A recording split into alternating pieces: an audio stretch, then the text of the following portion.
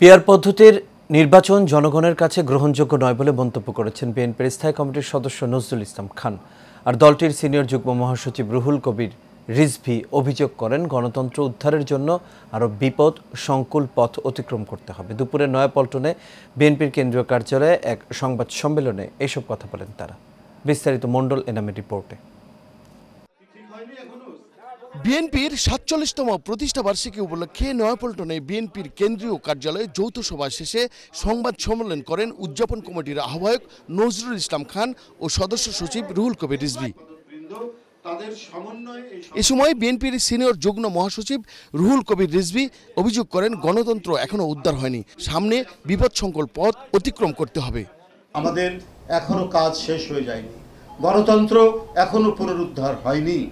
আমাদের সেই গণতন্ত্রকে পুনরুদ্ধারের জন্য আরও আমাদেরকে হয়তো বিপদ সংকুল পথ অতিক্রম করতে হবে এবং এই কারণে আমাদের দলের সকল পর্যায়ের নেতাকর্মী এবং জাতীয়তাবাদী শক্তি তারা প্রস্তুত।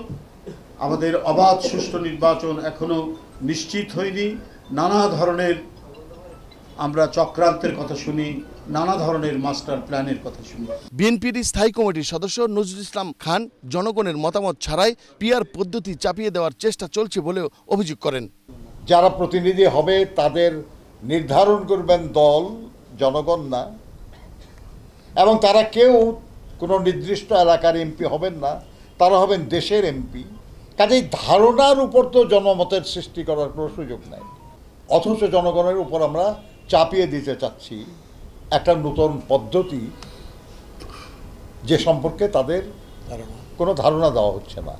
সংলাপ নিয়ে সাংবাদিকদের এক প্রশ্নের জবাবে নজরুল ইসলাম খান জানান, নির্বাচনের প্রয়োজনে রাজনৈতিক দলগুলোর সঙ্গে সংলাপের কোনো বাধা নেই। প্রতিদিন আলোচনার প্রয়োজন আছে, এমনকি নির্বাচনের আগের দিনও আলোচনার দরকার আছে প্রয়োজন হলে আর কি। এটা কোনো বিরাট কোনো ব্যাপার না আর কি। নিশ্চয়ই রাজনৈতিক দলগুলির হলো নির্বাচনের মূল স্টেক হোল্ডার এবং সরকারও একটা মূল স্টেক হোল্ডার, কারণ তারা নির্বাচন অনুষ্ঠান করবে। কাজে তাদের মধ্যে আলোচনা তো যে কোনো সময় যে কোনো ব্যাপারে হতেই পারে আর কি। কিন্তু পয়েন্ট যেটা আর কি সেটা হলো যে নির্বাচনের মাধ্যমে গণতন্ত্র পুনঃপ্রতিষ্ঠা করা, সেই ব্যাপারে তো কারো কোনো দ্বন্দ্ব থাকার কোনো কারণ নাই। বিএনপির প্রতিষ্ঠা বার্ষিকী উপলক্ষে ৩১ আগস্ট থেকে সপ্তাহব্যাপী কর্মসূচি ঘোষণা করেন নজরুল ইসলাম খান। ১ সেপ্টেম্বর ভোরে বিএনপির কেন্দ্রীয় এবং সারা দেশের সকল কার্যালয়ে দলীয় পতাকা উত্তোলন। মণ্ডলের নাম, এশিয়ান টেলিভিশন, ঢাকা।